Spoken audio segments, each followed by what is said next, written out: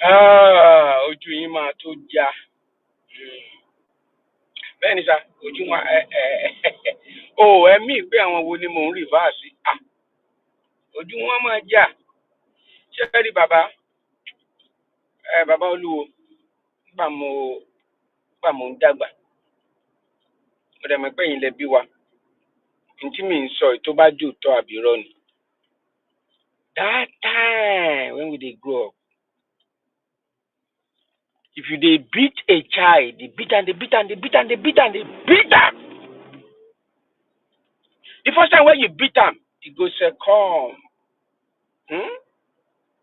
When that child sleep, e go dream again. Àwa lálàá bàbá, àwa lálàá tí wọ́n nà mí. Ṣùgbọ́n tí n bá jí, ṣe rí ojú àpá yẹn màá wá wò, inú àwa máa bí mi, ọkàn mi á sé. Gẹ́gẹ́ bí ọmọ kékeré, ohun tí mò ń ṣe lójú tèmi yẹn, ó tẹ́ mi lọ́rùn. Ṣùgbọ́n lójú àwọn tó nà mí, nǹkan yẹn ò dáa. Ẹ wá mọ wàhálà tó wà láàrin àwa méjèèjì bẹ́ẹ̀ yẹn. For example, wọ́n ní kí n lọ wẹ̀ láàárọ̀. Mi ò dẹ̀ fẹ́ wẹ̀ láàárọ̀ torí pé mo gbà pé òtútù mú. Wá wá ti torí ẹ̀ nà mí wá punish mi. Gẹ́gẹ́ bí ọmọ kékeré. Ẹni tó ní kí n lọ wẹ̀ ṣé mo pé ó fẹ́ràn mi ni? Àbí bàbá? Èmi tí mi ò wẹ̀, wọn ò wá béèrè lọ́wọ́ mi pé kí ló dé kán pè mí jókòó kán ṣàlàyé ìdí tí mo gbọ́dọ̀ fi wẹ̀ láàárọ̀. Kémi wá sọ fún ẹ pé òtútù ni. Tí n bá ti wẹ̀ láàárọ̀ mi mo máa ká ní ilé ìwé mi ní mọ bó ṣe ń ṣe mí, àwọn èèyàn á máa bú mi, á máa sùn. Àwọn ò pè mí kán dialogue pẹ̀lú mi, wọn ò bá mi sọ̀rọ̀. Lílù ni. Bàbá wa mọ̀ nǹkan tó yà mí lẹ́nu. Wọ́n ṣe ń lù mí yẹn lọ́kàn mi ń gbóná sí. Ni mò ń korò ojú sí àwọn tó ń lù mí yẹn. Torí àbúrò ìyá náà jẹ́ sẹ́mi. Ẹ wá mọ̀ wá dé stage kan, lílù ò wá jọ mí lójúmọ́. Mo wá bẹ̀ sí gbójú agan sí wọn. Ibi tí mo bọ̀rọ̀ mi bọ̀ ni wípé in tó máa padà ṣẹlẹ̀ sí Nàìjíríà lẹ́rí yẹn. Ìbọn, ọkọ̀, ìhàlẹ̀ ọlọ́pàá, ìhàlẹ̀ ni kò ní nígbà kan. Bàbá ẹ̀yin lẹ́bi wà nígbà kan tá a bá rí sójà láàrin ìgboro àmọ́ sá ni. Tó bá dédé ráṣọ sójà bí camouflage ẹ̀dẹ́ rí lọ́rùn. Ní báyìí sójà ń wọ slippers. Wọ́n á rán sójà tẹ̀lé obìnrin lẹ́yìn. Sójà wá gbèjà obìnrin á máa jà, òun àtàwọn ará àdúgbò wa máa jà. Ẹ ti ń tẹ́bọ̀ Nàìjíríà, ìjọba Nàìjíríà. Èmi gbàgbọ́ pé Tinubu yẹ kó mọ̀ pé nǹkan tí mi ń sọ yìí. Ẹ máa jẹ́ kí ìlú yẹn, ẹ máa jẹ́ kí àwọn coconut head yìí, ẹ máa jẹ́ kún ó tẹ́ bá sún wọn débì kan kò wá ní sí ọ̀nà àbáyọ mọ́. Mélòó lẹ wá fẹ́ pa? Torí ẹ ti pa wọ́n sáyé tẹ́lẹ̀ báyìí. Then iṣẹ́ rere tẹ́ ẹ̀ ń ṣe ẹ jẹ́ kó yọ nítorí pé ẹ̀ ń abuse right àwọn èèyàn. Ẹ ò sí okay. Mo rò pé ó ní àjọ tó máa ń fi nǹkan yé àwọn èèyàn. Ó lájọ kan tẹ́ ẹ gbé kalẹ̀, mo ti gbàgbé orúkọ àjọ yẹn. Bí akíní kan orientation àbí nǹkan kan, national orientation kíní. Iṣẹ́ wo náà ń ṣe? Ṣé ẹ mọ̀ pé nǹkan báyìí lẹ ṣe ń lù, nǹkan báyìí lẹ ṣe, nǹkan báyìí ló kù díẹ̀ káàtó sí. Àwọn à ń ṣe tax, à ń ṣe reform, àwọn àárín yín lẹ́kàn tí ń sọ, àwọn gómìnà tẹ́ ń kówó fún, wọn ò wá sísàlẹ̀. Àwọn local government wọn ò wá sísàlẹ̀, àwọn èèyàn ò mọ nǹkan kan, èpè burúkú náà ń gbé iṣẹ́. Ẹ sọ pé ẹ ti ní gbèpè dànù kò ní gbàkà olódẹ fàtàtúbọ̀tán yìí kì í fi dáa.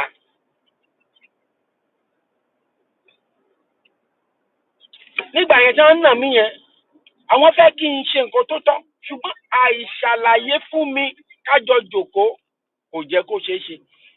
Nígbà tí ọmọ ààrẹ tó lọ ṣe birthday tá lọ ń pín báìbù 1 million tó ṣẹ̀ wá ń sọ pé òun ò pín báìbù yìí nìkan. Ẹ jọ ọdún wo la ti ń gbàdúrà lóyún yẹn despite the fact pé mo jẹ́ pastor. Ìgbà wo ló jẹ́ pé àdúrà náà fi túlù ṣe iye àwọn ìlú Amẹ́ríkà tá a wà ṣe àdúrà náà fi ṣe tó títí àdúrà ẹ lè gbàdúrà kí náà tàn ní bẹ́ẹ̀ làwọn olórí burúkú kan lọ kóra jọ sí di transformer lọ́jọ́ sí táwọn gbàdúrà táwọn rìbú kò sóògùn tó ń jà Nàìjíríà àwọn ogun tó ń jà yín náà wọn leaders yín local government chairman yín àwọn gọ́fúnà yín tó ń kówó rọ̀gùrọ̀gù fún lẹ́nu ọjọ́ mẹ́ta tó fọwọ́ yẹn ṣe nǹkan àwọn ológun tó ń jà yín kò ń ṣàjẹ́ kò ń ṣojú kò ṣe ojú pásítọ̀ kankan ò lè ṣe nothing ní Nàìjíríà ẹ wo gbogbo ọmọ ṣe dákẹ́ ẹ wo bàbá Adébóyè wọ́n ṣe ń pààyàn tó nílùú yẹn wọ́n dákẹ́ ni wọ́n pa evangelist ẹ̀ ní fọnáfọ́sí kò sọ̀rọ̀ gbogbo bí káàní ṣe ń sọ̀rọ̀ bá ṣe ń ṣe kí nìkan tí Daniel buhala ọmọ àlè olórí burúkú yẹn tó gbéra yín Daniel yẹn tó lọ engaged dáre tí ò bá sí genocide báwo ni IDP camp ṣe wà everywhere báwo ni IDP camp ṣe wà everywhere now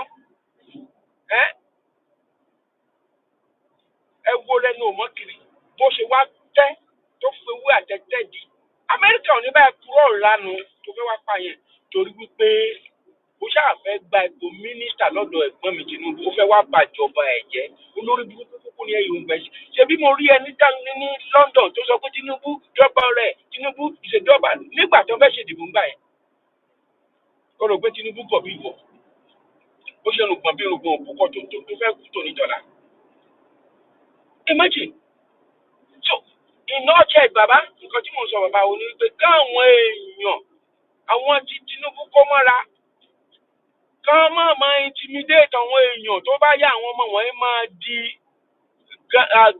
gánakú wọn kò ní ìbọn ò ní dẹ́rù bá anybody mọ́. That's just the thing.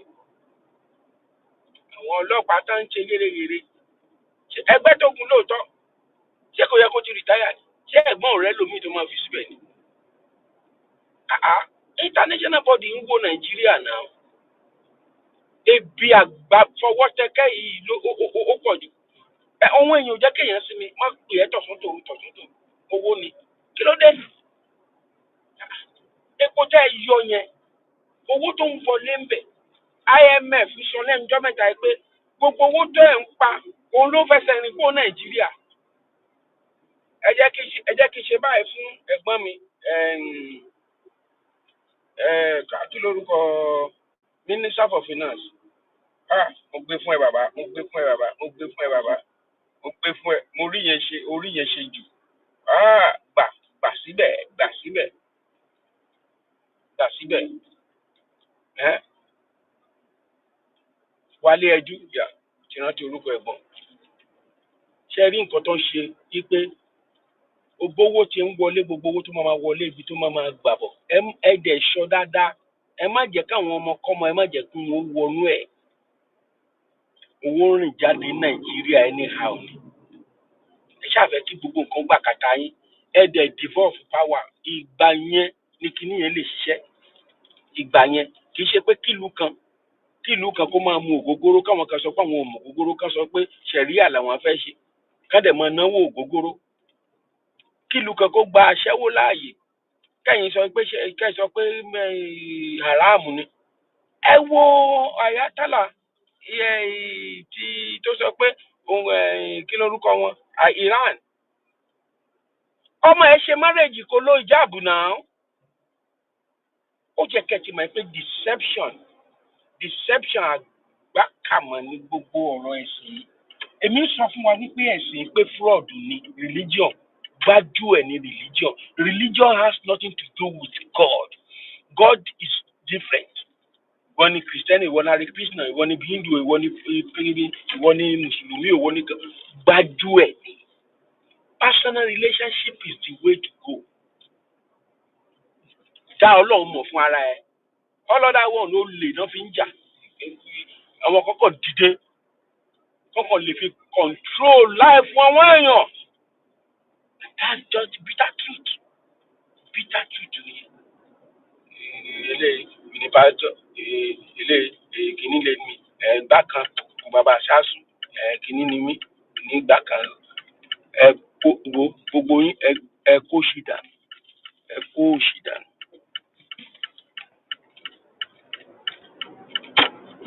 ẹ kó ṣì dànù, ẹ fi build empire ni. You can imagine Iran ibi tá ti sọ pé ká má lo jab ká má ṣe tó bá lo jab o lè ṣe kí kan. Even gan Saudi Arabia tó jẹ́ baba ńlá baba kú yín tẹ́ ti lọ ń jòkúta kò dẹ̀ sí sàtáànì kankan bì kan àwa ni sàtáànì bí tẹ́ ti lọ ń jòkúta. Wọ́n ti change demography, wọ́n ti change gbogbo bọ́n ṣe ń ṣe ìgbésí ayé wọn. Tẹ́ ẹ sọ̀rọ̀ ayé lórí burú kalẹ̀. Can you imagine Nàìjíríà àwọn èèyàn máa jà lórí ẹ̀sìn lórí kìíní Boko Haram dẹ̀ ń pa wọ́n. Kẹ́ ẹ máa yìnbọn pa wọ́n kí wọ́n sọ pé aláwa kú bá o. Ẹ ti mọ̀ pé irọ́ àtàrà wa ni. Ṣé ẹ̀sìn ló ní kẹ́ ẹ wá gbalẹ̀ kẹ́ ẹ gbalẹ̀ Haúsá? Ẹ sọ pé ọmọ ìyá ni yín, ẹ̀sìn ẹ fi gbalẹ̀ ẹ lọ́mọ ìyá ni yín.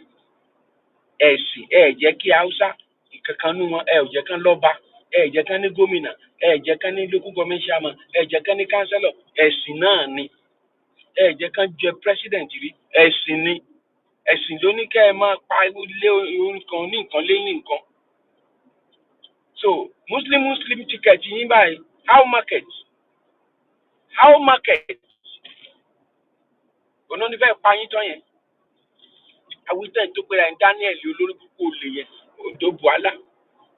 Kòkòrò tí ń jẹ ẹ̀fọ́ imagine.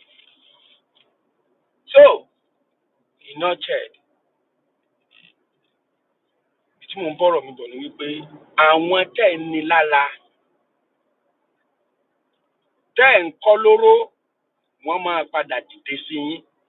Ọwọ́ ayé ọwọ́ èèyàn kéèyàn kankan kò wá ní ká mọ́ bẹ́ẹ̀ ṣe ń ṣe. Ẹlẹ́nìkan rẹ̀ the judiciary ẹ̀ respect ẹ̀. Àwọn ló dẹ̀ jẹ́ ká yé àwọn ọlọ́pàá ẹ̀ máa padà bàjẹ́ lálẹ́. Àwọn ló jẹ́ ká yé wọ́n máa bu bí kòkó jùmù lọ́jọ́ alẹ́. Imagine ẹ kàn intimidate ìlú yẹn ẹ ń ba ayé ìlú yẹn jẹ́. Ẹ gbọ́rọ̀ lẹ́nu ọmọkùnrin yìí náà.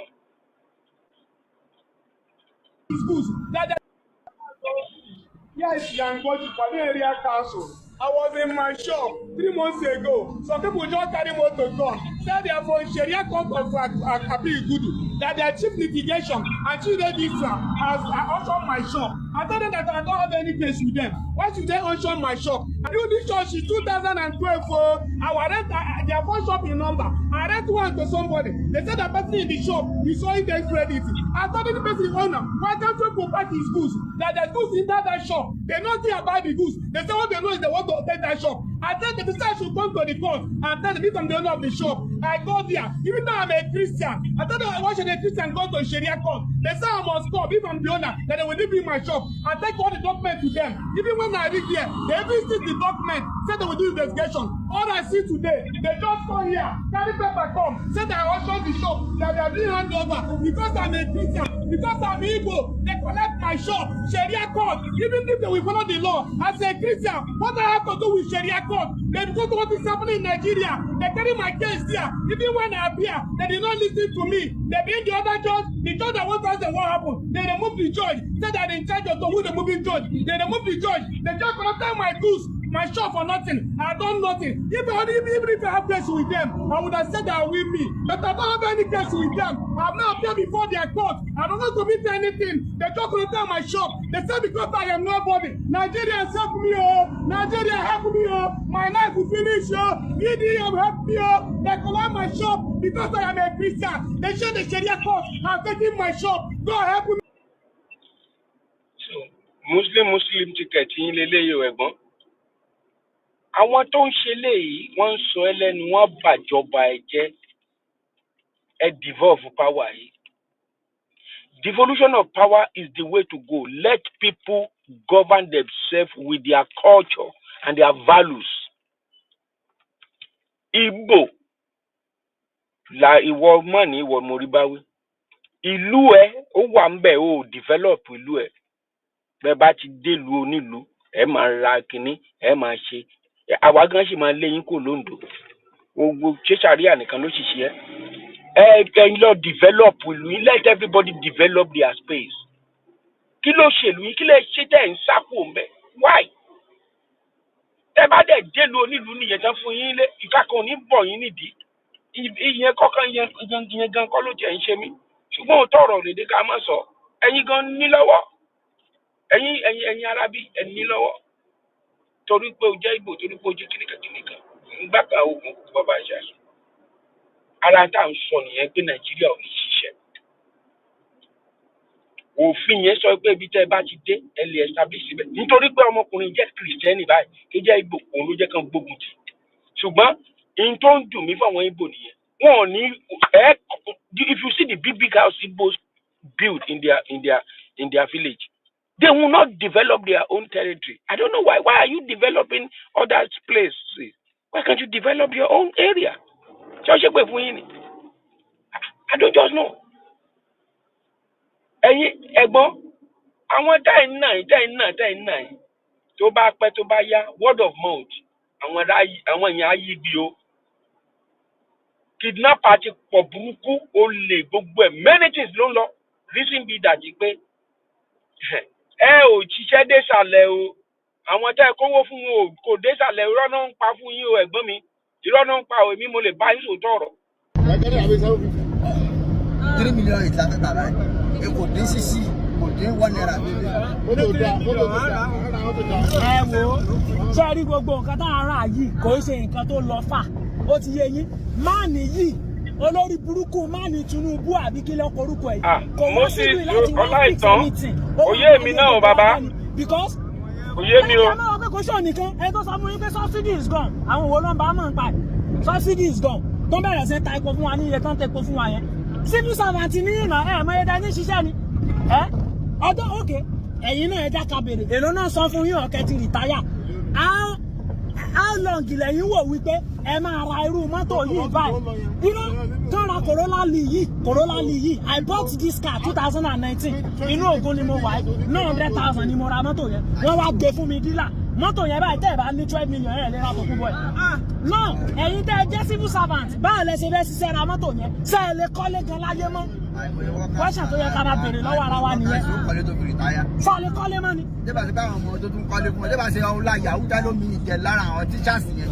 ilé mẹrẹsì lè lómi àgbé. ẹ láwọn èèyàn tó ń ṣe kidnapper tó ń ṣe gbogbo ẹ̀ ṣé irú bóyá tó bá sí kidnapper àwọn èèyàn wọ́n lè máa lo gbogbo àwọn lọ́síkà tẹ́yìn lò yìí tó easy ni ẹ worú ẹ̀gbin tó ń ṣe kínní ìbá ó kàn jẹ́ wípé àwọn àtàlẹ́ sanwó yẹn kò easy fáwa náà he said we should pay 800 naira láti ibi tó ti gbé wa sí ibi tá à ń lọ aṣọ pé ó ti pọ̀ jù èló ní epo tó ń rà láyé Buhari ṣẹ́kọ̀ọ́ yẹn náà rà right now ẹ ń tepo fún wa epo wọn fake lẹ́tún tà fún wa epo yẹn ẹ ra epo yẹn kẹ lọ gbé síbì kan ẹ má gbé sínú ọ̀run o ẹ filẹ̀ fún 2 days tẹ bá máa bá bẹ ṣe fi sílẹ̀ ẹ depo yẹn sínú generator tẹ bá máa bá bẹ̀ mọ́ ó máa gbẹ ni ṣe bá máa ń repo máa lọ ń gbé sínú inú ibi tọ́gẹ̀dẹ̀ wà àbí ọ̀gẹ̀dẹ̀ tẹ máa bẹ́ẹ̀ kó níbẹ̀ many things wrong ó ti yé yín 18 to 20 million children they are out of school in Nigeria today àwọn ọmọ yẹn ló máa bá yé àwọn ọmọ tó ń lọ school yìí wọ́n máa bá yé wọn jẹ́ lọ́la believe exactly 20 million children bó ṣe máa padà rí náà nìyẹn wọ́n dẹ̀ kí ń ṣẹlẹ̀. they are out of school today àwọn kan dẹ̀ ń tàkàkà wọ́n rán ọmọ wọn lọ school mo ti réyàn tó send receipt tó fi sanwó ọmọ school ọmọ tó ṣẹ̀ṣẹ̀ wà ní primary 1 mo lè fi kíní yẹn bí báyìí o oyè yín àwọn méjì ó san 922,000 naira oyè yín 922 ọmọ tó ṣẹ̀ṣẹ̀ wọ primary 1 first kíní nìyẹn first step ó nìyẹn o now ó ṣe wàhálà báyìí ó rán ọmọ yẹn lọ school right ó máa parí university kò ṣiṣẹ́ bọ̀ àwọn ọmọ tó wà out of school lénìí àwọn ọmọ yẹn ló máa pa àwọn ọmọ yẹn lọ́la ṣé mọ̀. torí àwọn yẹn wọn. pásítọ̀ wèrè ó sọ fún yín pé bí ìlú bá ṣe le tó kò ní le mọ́ yín kébi máa pa àwọn èèyàn ẹ̀yin ẹ̀ máa jẹun ẹ̀yin náà lọ ń bìlíìfù ẹ̀ ibi tẹ́ ti ń dín tọ́kì yẹn ẹni tó bí ń pa ló máa pa ẹni tó bí ń pa ló máa pa ẹni tó ń dín tọ́kì ẹ̀ mọ̀ ní common sense ní bìlíìfù àwọn wo lẹ́yìn rò bóyá di gbogbo kidnapper lẹ́nìí mọ̀ kọ́ ọmọ tá àtọ́ ni àná di kidnapper àná bẹ̀rẹ̀ láti fún 20 million 50 million ibi tó yẹ kí ẹ ti mọ̀ pé olórí burúkú ni máa yìí èèyàn pààyàn àwọn tó yẹ pé wọ́n sọ pé wọ́n ń ta powder wọ́n ń ṣe gbogbo ẹ̀ ẹ lè lọ fún wọn pardon ní presidential pardon ó lọ ṣe peace talk pẹ̀lú àwọn tó ti pààyàn more than 100 people. ó ṣẹ̀gbọ́n ló ń ṣe kí ni àwọn tó ń bá ìfẹ́ bí àmìlà gbogbo wa àdéhùn ẹ̀yìn orí burúkú a sọ pé àwa òkè ṣáwa òkè ni àwa òkè gbogbo àwọn repentant Boko Haram yẹn àwọn náà pa gbogbo wa lọ́la common sense ni wọ́n jí bàbá kan gbé lọ́sọ̀gbọ̀ báyìí bàbá yẹn san 10.5 million naira poor boy like me ó yẹ yín kò níran àwọn òbí ẹ̀ wọ́n lọ yá gbẹ́pọ̀n láyé ọ̀nà gbọmúlé láńtà náà fi gba owó yẹn náà fi sanwó yẹn tó bá jẹ́rú èmi iná wá jí gbé ńkọ́ lákàtúntò fún ọ pé ká pa mí dànù torí mi lẹ́bí mi lára ó ti yẹ yín so gbogbo àwọn nǹkan tó ṣẹlẹ̀ yẹn ẹ máa jẹ́ ká máa sọ pé bóyá dìgbà tó bá ṣẹlẹ̀ sáwọn àká tó máa sọ̀rọ̀ àwọn tá à rí ńkọ́ ẹ wá dúró àwọn olórí burúkú yẹn wọ́n fi àjẹyẹ tó lọ ń dúró síbi àwọn APC ẹgbẹ́kẹ́gbẹ́ mo mọ̀ sílùú wá o ṣé mi sì rí báyìí ẹjọ́ pẹ̀lú ìyà téèyàn ti jẹ yìí tó yẹ ká ti ẹ̀rọ àwọn èèyàn tó tún máa fọ́lọ̀ àwọn olórí burúkú ìsá èló lẹ́yìn ní school fees tẹ́lẹ̀ èló ní school fees báyìí ẹ sọ pé ẹ fáwọn èèyàn student loan a lè réyàn kan kó jáde báyìí kó fún mi ò rẹ́nìkan lẹ́gbẹ̀ẹ́ mi tó sọ fún ògbówó yìí náà mi ò rí èèyàn kan ọ̀kadà àti POS táwọn ọmọ yẹn ṣe láfta àtọ́wá graduate sóò náà lẹ́bi dá student loan padà olórí burúkú ló rù lù yín ẹ jáde ẹ sọ pé 330 billion fún household ààrẹ yẹn kankan ládùúgbò mi kó lọ àwọn tó ń bá ẹ̀gbọ́n ṣiṣẹ́ ọ̀sẹ̀ tó tún tẹ̀lé ẹ tó sọ pé ẹ tún pín 300 billion àwọn tó ń bẹ̀gbọ́n ṣiṣẹ́ lọ́ta ẹ̀ ṣé 300 billion sọ́wọ́ kékeré ẹ máa gbọ́ nǹkan tọmọkùnrin sọ́ọ̀sì kò dé sàlẹ̀ fún àwọn tẹ́bi ń pa bílíọ̀nù àwọn ìwọlé wá pínwó yìí fún ta ló ń pè fún gbogbo owó yẹn ní IMF lọ kó tó jáde oríṣiríṣi orí burúkú wá fún wa àrẹ ń bì nífẹ̀ẹ́ ẹ jẹ́ ká jáde kó kúkú pa gbogbo wa lẹ́kọ̀ọ́ ká pa wá dànù ó pè náà ókè nígbà tó yẹ pé àfẹ́kù tí gbogbo wa ń sọ báyìí wọ́n ń pa wá dànù lẹ́yọ kọ̀ọ̀kan ẹ wo orú nǹkan tó ṣẹlẹ̀ ńlọrin náà ẹ wo wúmà yẹn wọ́n pa èèyàn 3 sí lọ́rùn lọ́jọ́ kan ṣoṣo wọ́n pa ọkọ ẹ̀ wọ́n pa ọ̀rẹ́ ọkọ ẹ̀ wọ́n pa ọkọ àbúrò ẹ̀ òun nìkan ó dẹ̀ jòkó tó kú yẹn báyìí ó dẹ̀ ń sunkún tó bá ṣẹlẹ̀ sẹ́mi àti yín kọ́ ẹni tó bá ti kú kò ní padà wá mọ̀ ẹ jẹ́ ká bá àwọn bíbù yìí fà wọn pọ̀ tó wa tẹ́ bá fẹ́ pa wá kán pa wá bọ̀ a máa mọ rísìn tá a fẹ́ fi kú ìyá yìí ti pọ̀ jù gbogbo àwọn kidnapper tẹ̀sí rí ó sì kéré ó yẹ yín kidnapper tó ṣe ń bọ̀ ó sì pọ̀ wọ́n sọ pé ọlọ́pàá àwọn olórí burúkú àwọn ọmọ yahoo nínú wọn ń dùn pé ṣèbọ̀ ọlọ́pàá náà pa wọ́n náà pa ọlọ́pàá wọn gbà bọ́ lọ́wọ́ wọn mọ̀ pé bọ́tán gbà yẹn ẹ̀yìn náà wọn á tún fi pa láàsì àwọn nǹkan yóò make sense nǹkan tó ṣẹlẹ̀ rí ló ń ṣẹlẹ̀ lásìkò bàbá olórí burúkú yìí lè rí girlfriend láyé mọ́ báyìí gbogbo wọn hook up náà ṣe ìyàwó ilé gan ó lọ ń gba pọ́nrán onípọ́nrán láti jẹun ni ọkọ ẹ̀dẹ̀ mọ̀ ń pa ẹ̀. ẹ fún apẹ́ ọ̀tà bọ́tú wọ̀tà. bọ́tú wọ̀tà. èló náà ta sìmẹ́ǹtì kí náà yìí tó débẹ̀ èló náà ta right one. ẹ̀gbọ́n ṣe lóòótọ́ ni o ẹ̀gbọ́n Moses wọ́n ní pọ́nrán onípọ́nrán níyàwó ilé lọ ń gbà òkú tó fi jẹun. I want to buy car again wèrè mi àwọn sọ fún mi pé ìyanu á ṣẹlẹ̀ kí ni sí ọwọ́ mi tí mo fẹ́ fi rà á gbàgbé ìyanu tó o bá ṣiṣẹ́ kò ṣiṣẹ́ ìyanu kankan mọ́ gbogbo ṣe ìyanu tó wà lọ́wọ́ ti ṣe kò sí mọ́ àmì fọ́mà. àwọn eléyìí gbàgbọ́ nínú àdúrà tẹ́lẹ̀ nǹkan tí mò ń sọ gan-an nìyẹn tó bá ti dé stage kan tẹ́ bá ti na ọmọ tẹ́ bá ti na ayégbè gbogbo jímìkì irọ́ gbájú ẹ̀ tẹ́bí fún àwọn èèyàn tẹ́sẹ̀ pé kò sí wàhálà nǹkan máa ṣe kíní kan ìgbà kan kòkó bàbá ṣáàkì when it will come to a stage tó jẹ́ pé kò kíní yẹn ò ní jẹ́ everybody kò ní jẹ́ ẹnìwọ̀n mọ́ ẹgbẹ́ ìbọn jáde kò ní jẹ́ kò ní àwọn gan ti lọ ṣe aṣáàkì ìbọn aṣáàkì wọn á ti ẹ máa rí ìdánwò but ìtọ́kàn dùn mí nípa àwọn tó ń ṣiṣẹ́ pẹ̀lú ẹ̀gbọ́n mi yìí ìka ayé àti ọ̀run ló pọ̀ jù nínú wọn ẹ wọ́n rú dáná ẹ̀bùn alá yẹn ẹ wo olú ọmọ kiri yẹn tó gbẹgbẹgbẹgbẹ ẹ kàn jẹ inú tọ̀tọ̀tọ̀ ẹ wo wọn governors tó ń kó owó ńlá ẹ wo ní ẹnu ní ìjẹta bí nǹkan ẹ wo trailer tó ń jubú lórí àwọn èèyàn tó ń jó àwọn èèyàn just bẹ́ẹ̀ kàn fẹ́ bá ìjọba kan jẹ́jà kàn fẹ́ jẹ́ kan ẹ kàn burú lẹ́nìyàn ẹ kàn dá ìwà ìka kan wà nù yín. ẹ kàn láìkì káràlú kó rí jẹ ẹ bá ti débẹ̀ ẹ kàn láìkì ẹ tẹ́ ṣe ń ṣe lọ yẹn ó ti ń dé stage tó jẹ́ pé kò ní sẹ́ni tó máa kí àmọ́ oníkálukú á fẹ́ kú tó ṣẹlẹ̀ nìyẹn. ẹ mú gí ẹ̀gẹ́ kẹ lọ kí bọlẹ̀ ẹ wo gbogbo àwọn nǹkan tẹ rí báyìí tẹ bá chẹ́ẹ̀kì ẹ̀gẹ́ lẹ máa bá ń bẹ̀ kò síṣẹ́ ìyanu míì tó jù báyẹn lọ mọ́ igi lásán náà kì bọlẹ̀ náà igi lásán ọ̀nà tì bọlẹ̀ àgbàdo ó fún wa everything ta ní gbogbo everything ta ní lọ́lọ́run ti ṣe kò síṣẹ́ ìyanu kankan mọ́ bad leader la ní náà kẹ́míkà tá a máa ń rà ní 1,500 láyé Buhari is now 5,500 fake tún ni thank you sir I'm a farmer mo lọ ra oògùn 6 atracid àti àwọn kankan tí mo fẹ́ fi oko iṣu mo ná 80-something naira oògùn ẹyọ 6 lásán gbogbo nǹkan yẹn wà lórí fóònù mi náà. He build Lagos náà láyé fẹ́ survive 2023 kó lórí burúkú yìí tó débẹ̀ sandy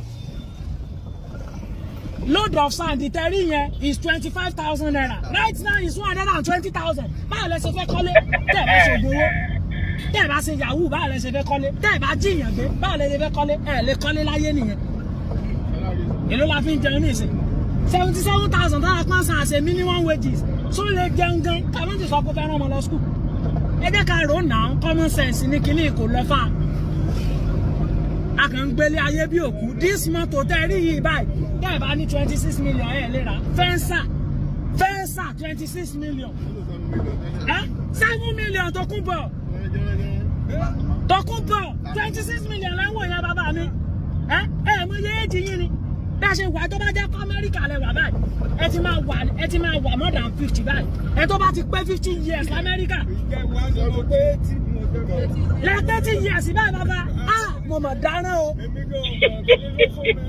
can you imagine ìjẹ̀wá ní pé 80 years ṣe rí láì tẹ́ bá dẹ̀ ti wà lamẹ́ríkà àbáwọn ìlú tó work at the age of 50 gọ́ọ̀mẹ̀ntì ló máa tẹ́kì ẹ̀yìn wọn ní resources tó wà o ẹ máa gbélé ọ̀fẹ́ mọ́tò ọ̀fẹ́ oúnjẹ ọ̀fẹ́ àwọn dókítà tá a máa tọ́jú yín ọ̀dọ̀ yín ni wọ́n máa sùn wọn bí bàbá wọn bá kúrò mẹ́ tọ́lẹ́ ní ti lè ṣẹlẹ̀ sí yín lóru ká bá kúrò ẹ̀wọ̀n náà lọ àbí ká pa wọ́n dànù.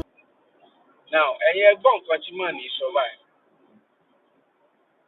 gbogbo àwọn tó wà ní mọ́tò yẹn ń sùn wọ́n gbà pé gbogbo nǹkan tó sọ pátá lóòótọ́ ni bí gbogbo nǹkan tó wà létí ò bá táwà bá mọ̀ Amẹ́ríkà tó sọ yẹn sì ṣe tìrì bẹ́yìn so the problem public orientations and kéèyàn kan máa lọ for example governor kó dẹ̀ kó convoy ayérayé níbí báyìí sẹ́ni tó ń ṣe yẹn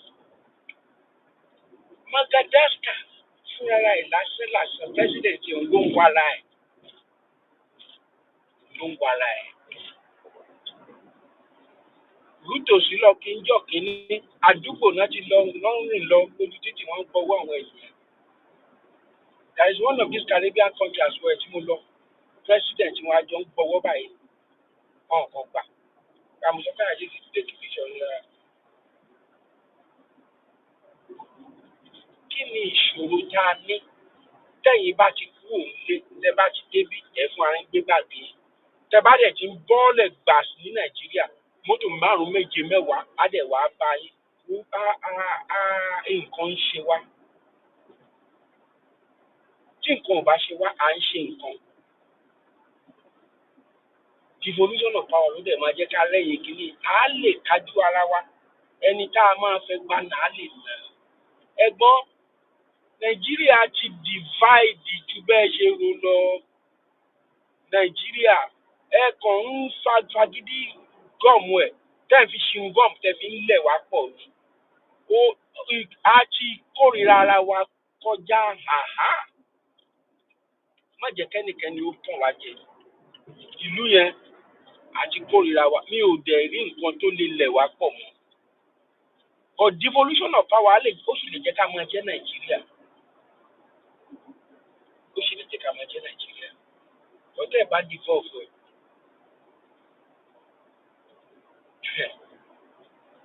ìbẹ́pẹ tó bá kán lápọ́njù ó máa jábọ́ tó máa fọ́ ni afọ́ká wà ní ṣe jẹ mọ́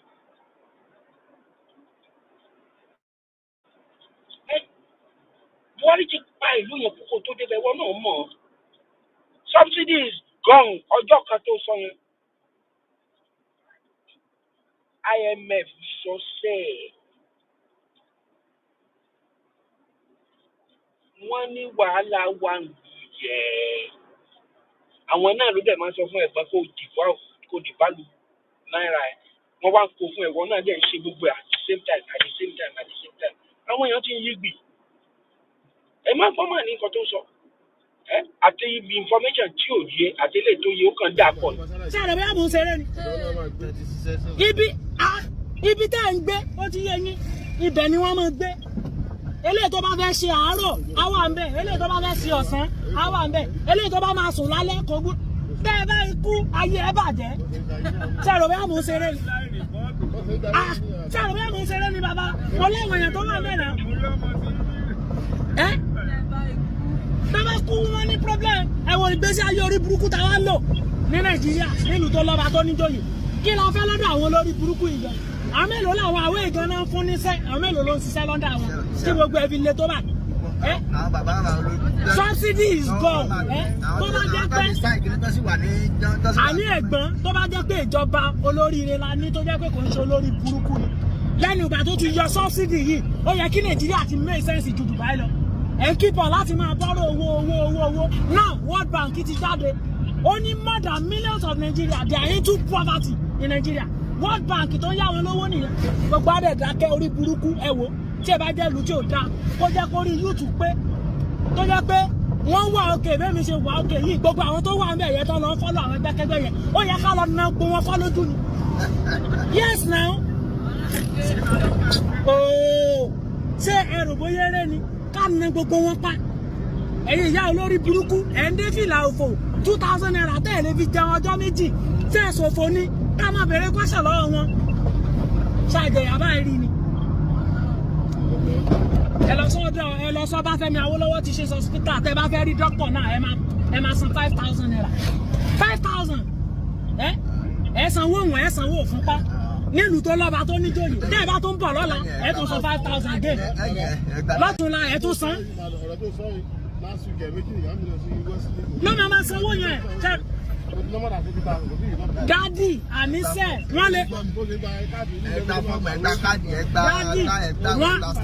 wọ́n lè kọ tẹ́sì mẹ́ta fún yín. Tẹ́sì ẹyọ kọ̀ọ̀kan lè jẹ́ 30,000.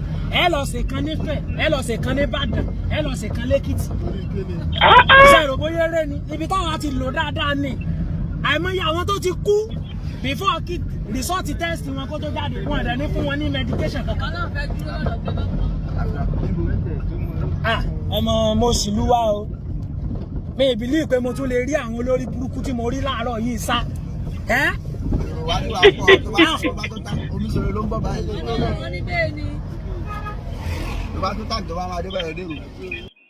Now, gbogbo nǹkan tọkùnrin sọ yìí ṣé ó gbẹnu ẹ̀ dáadáa torí ọmọ ìlú ni ara kan bẹ́ẹ̀ ọ̀pọ̀ nínú àwọn ará Nàìjíríà lára kan ju ọmọkùnrin yìí lọ. Mo rántí Sowore ẹ sanwó àwọn ọlọ́pàá ẹ má fìyà jẹ wọ́n mọ́ ẹ increase owó wọn ẹ ṣe gbá kan àwo kan kókó bàbá aṣáàsùn kí náà padà fi san Sowore. People were brought to court because they said they protested against a court order. We were still challenging the propriety of even the arraignment on the ground that you said people violated court order by protesting. We never heard of a constitution in this country, even despite all its defects, designating places where people should protest. If a protest is illegal, it is illegal. If it is not illegal, it is not illegal. You cannot say people can protest in that street, but they cannot protest in this street. And you are so confident that that will be justified. But today, the police were disappointed in judiciary. They have been masquerading themselves as law enforcers. They have been blackmailing the defendants that they protested against a court order. But what we witness in court today is a direct opposite of the propaganda they were selling to the public. Majority of us have already fallen to that propaganda. Majority of us are already accusing the defendants. Why did they protest when there is a court order? But what we saw here today was that the magistrate courageously granted bail. That is another of court. He gave a very liberal bail conditions. He said there should be 2 shorties worth 500,000 with tax clearance and means of identification. The police were so disappointed, and I even heard that some of the people in Mufti here, they are senior police officers. They came to monitor the proceeding with about more than 50 police officers in this court. There were 2 roadblocks in the morning. The entire premises was cordoned off. At the end of the day, when they saw that the bail perfection was in process, CSP Iliasu led brigade of police officers to come attack us together with all other lawyers and innocent people who were just in court premises to say they are good. The woman selling food here was handled. The table was destroyed. The food was destroyed. The Tore was bundled violently. People were holding his hand. People were holding his leg into that vehicle. In the course of that, some of us who ask questions, where are you taking him? In fact, CSP Iliasu brought a paper, which he called remand order. And we asked him to show us that remand order. He refused to show us. We asked him, if you are taking Tore to prison custody, on what ground can you do that? If he's not able to perfect the bail condition. And if he's not able to do that, and you are taking him, where are the prison officials? The prison officials will be here. Why must it be police? Why must it be you? In the course of that, they descended on everybody. I was injured. I was bloodstained in my beef. This is my beef. We were manhandled, and the Tore's cloth was torn. And they forced him into their vehicle, and they took him away. As we speak, we don't know where he is, but we are still trying to follow up on the bail perfection. If you perfect the bail today, then we want the police to justify why, whatever reason they have, to keep him. This is illegality. This is injury. Yes, this is my injury. This is 10. This is blood stain on my bib. CSP Iliasu led them more than 50 officers. People were, in fact, a lawyer was here. In another matter entirely. He was arrested. People were arrested. People were trying to cover with their phone. Individuals who have cases in court were abducted. As we speak, we don't know where they are. And that is what the police institution have done today. They talk about court order. There's a court order now. The alleged people are not respecting court order. But today they have come here to not just to violate court order, but to violate the sanctity of these premises. It's an embarrassment. And we call on the Attorney General. Because we know this is about Nigeria State. We call on the Attorney General. If the Inspector General of Police will not see reason, why they will not be reasonable in the face of any personal grievances they may have against or anybody, we call on the Attorney General to let sanity prevail. We call on the Nigeria Bar Association. They have come to destroy the sanctity of court. Police officers, they have come to violently the court sittings were interrupted. And this is a public outrage. Everybody here today is disappointed because it is not expected. We felt police have followed the law. If the magistrate had denied bail today, that would be a justification. If the magistrate had granted bail and the defendant are not able to meet up, that would be a justification. But this thing happened around to 11 when the court had granted bail in this city. That's what witness in court today. That's what witness. We call for the release of Oluwo Showore. That is very, very important. We call for his release. We call for his release. We call on the Nigerian Bar Association too to rise up. We cannot continue to watch things happen like this. Otherwise, people will lose faith in judiciary. People will lose faith in court process. Thank you.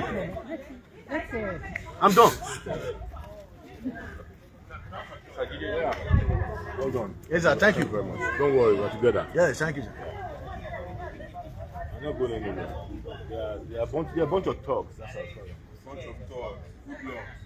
That's what they are. And if Nigerian law enforcement is going to be driven by thugs, this stuff was unnecessary. I was telling the guy in white, I said, talk to his lawyer. That is Iliasu. Why are you dragging him for? Talk to his lawyer. No, you have to drag him. That is CSP Iliasu. They broke everything all over this place for what? The OC anti-vice, FCTC ID. That is the person who led the thuggery and brigandage today. You know, it's terrible. You can't do that.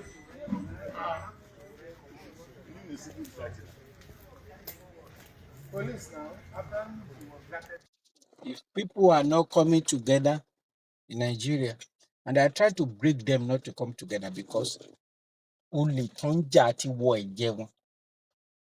devolution of power is the way to go. Ẹ̀gbọ́n àwọn tó ń ṣiṣẹ́ lábẹ́ ẹ̀ tó ń ṣe gbogbo ẹ̀ kò sí forever champion. Mí ìdẹ́mọ̀ nǹkan tẹ́gbọ́n ń wá gbogbo nǹkan tọ́lọ́run ṣe fẹ́ dá láyé lẹ́tí ní. gbogbo nǹkan òun lẹ ti ní. Àjójù la máa fi ń rẹ́pọ̀n eléégún. Ó dàbọ̀.